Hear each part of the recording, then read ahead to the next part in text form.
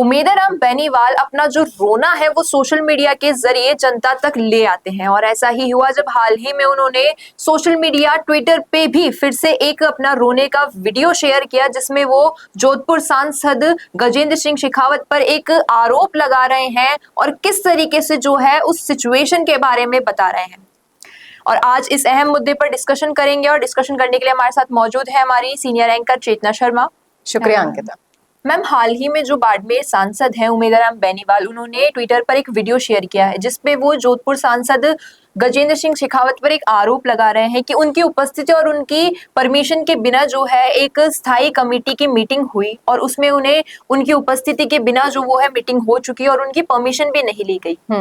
तो ये वीडियो जो है पोस्ट ट्विटर पर बहुत ज्यादा वायरल हो रही है। मैं चाहूंगी अंकिता कि हमारे दर्शक समझ सके क्या है ये पूरा माजरा। हम वीडियो में आगे बढ़े, चर्चा में आगे बढ़े, सबसे पहले तो वो देख लें पहले ये वीडियो। हाँ जी बिल्कुल, आप देखिए पहले ये वीडियो, फिर हम चर्चा में आगे बढ़ते हैं। मेरे पास में जब मुझे पता चला, कलेक्टर द्वारा मेरे पास में सूचना आई कि 19 तारीख को दिशा समिति की जैसलमेर जिले की बैठक ली जाएगी, तब मैंने उनको मेरे को सूचना मिलते ही अवगत करा दिया था कि मैं रेलवे स्थायी समिति का सदस्य हूँ और स्थायी समिति के अध्ययन दौरे पर मैं बाहर रहूँगा और ये मीटिंग बाद में कराई जाए। तो मेरी द्वारा दी गई सूचना को अनसुना कर दिया गया और उन्होंने जोधपुर सांसद साहब से डिस्कशन भी किया था, लेकिन उन्होंने मनमर्जी पूर्ण तरीके से जो जैसलमेर कलेक्टर के ऊपर दबाव बनाकर मीटिंग मेरी अनुपस्थिति के अंदर करवाई। ये संसदीय परंपराओं का उल्लंघन है और मेरे विशेष अधिकारों का हनन भी है। इस तरीके से दुर्भावनापूर्ण तरीके से सत्ता पक्ष द्वारा अधिकारियों के ऊपर दबाव बनाकर कार्रवाई करना अनुचित है और जिस तरीके से जोधपुर के माननीय सांसद साहब जो आरोप लगा रहे हैं वो ठीक नहीं है।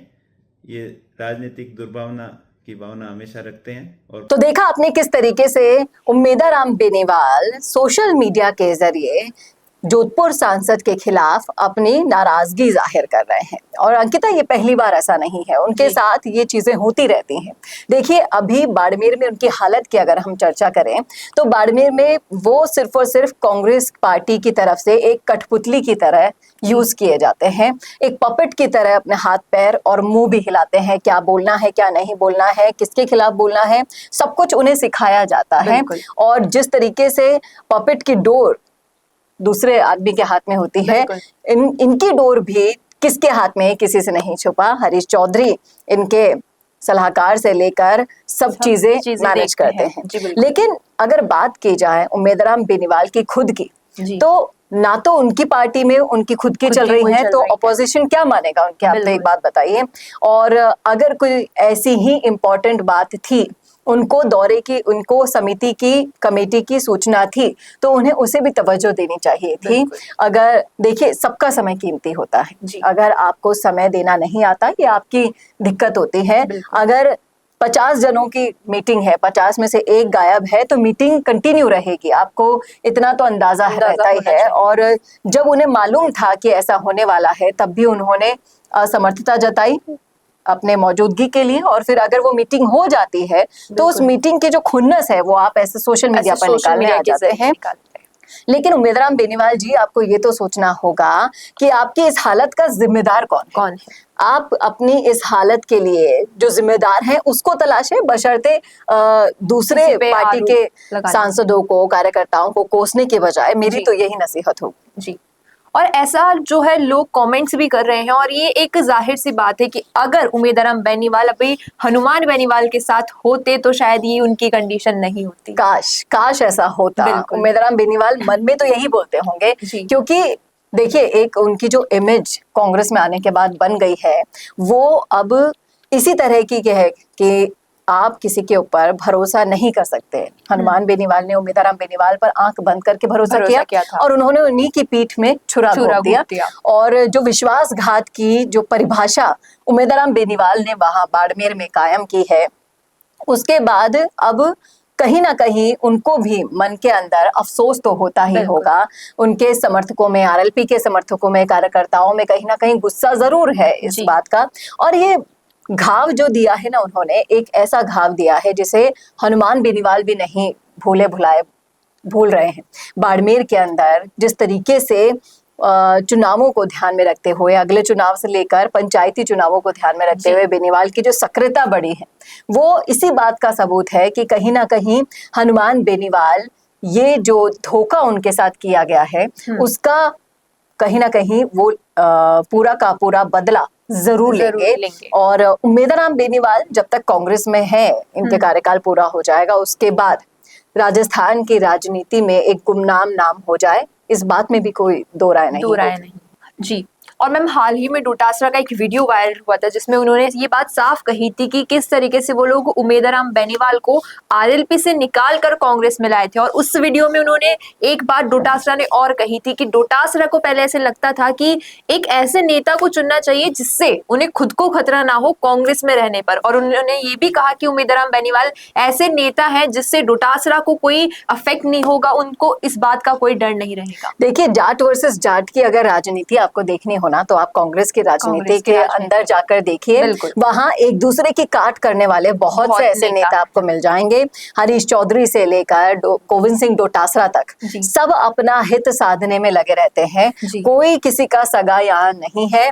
और मैंने आपको वीडियो के शुरुआत में ही यही कह दिया था कि उम्मेदराम बेनीवाल सिर्फ एक कठपुतली के तौर पर लाए गए हैं, उनसे जो बुलवाया जाएगा वो बोलेंगे।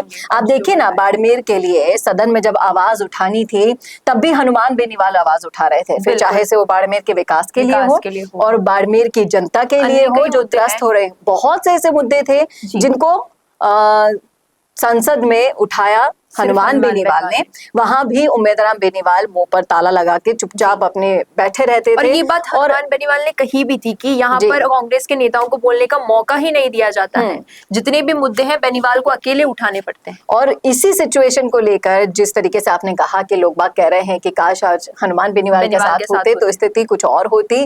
कम से कम जो इज्जत थी आपकी, भले ही आपको राजनीति का अनुभव नहीं है इतना, आप दूसरों की पपेट बनकर राजनीति का सिर्फ मोहरा बनकर रह गए हो, आपको जैसे करवाया जाएगा आप करोगे, लेकिन जो इज्जत थी आपकी उससे भी आपने हाथ मुंह धो लिया है। बिल्कुल, बेनीवाल के, हनुमान बेनीवाल के पीठ में छुरा घोंप। और तब कोई उपाय नहीं रह जाता सिवाय इसके कि सोशल मीडिया पर आप आए और आपने अपने हालातों का बयां किया और सबके सामने पेश कर दिया। इसके अलावा उम्मेदराम बेनीवाल से जनता पूछ रही है आज की तारीख में भी कि इतना समय हो गया आपको सांसद बने हुए, बाड़मेर के लिए आखिर किया तो क्या किया? इन सवालों के जवाब अगर उम्मेदराम बेनीवाल दे दें तो आप मान जाइएगा कि उनको थोड़ा बहुत राजनीति का अनुभव हो चुका है।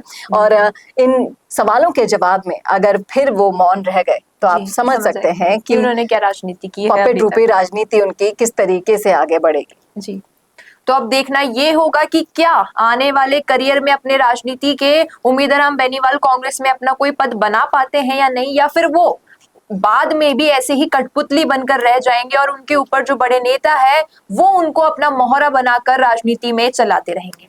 ऐसे अपडेट्स के लिए बने रहिए संवाद के साथ, क्योंकि हम लाते हैं संवाद भारत का भारत के लिए। अगर वीडियो पसंद आया हो तो इसे लाइक करें, शेयर करें और इस मुद्दे पर आपकी क्या राय है कमेंट में करना ना भूलें। मिलते हैं अगले वीडियो में। भारत का सबसे तेजी से बढ़ता हुआ डिजिटल न्यूज चैनल, जिसका परिवार 4,17,000 लोगों से भी ज्यादा बढ़ रहा है, वो संवाद न्यूज चाहता है हर जिले और हर राज्य में मीडिया पार्टनर्स। तो अगर आप बनना चाहते हैं संवाद न्यूज के पार्टनर्स तो कांटेक्ट करें नीचे दिए गए नंबर्स पर। इसके अलावा अगर आप वीडियो एडिटर बनना चाहते हैं या फिर न्यूज इंडस्ट्री में बतौर इंटर्न सब सीखना चाहते हैं तो संवाद न्यूज के जयपुर हेड ऑफिस में काम करने के लिए संपर्क करें स्क्रीन पर दिए गए नंबर पर।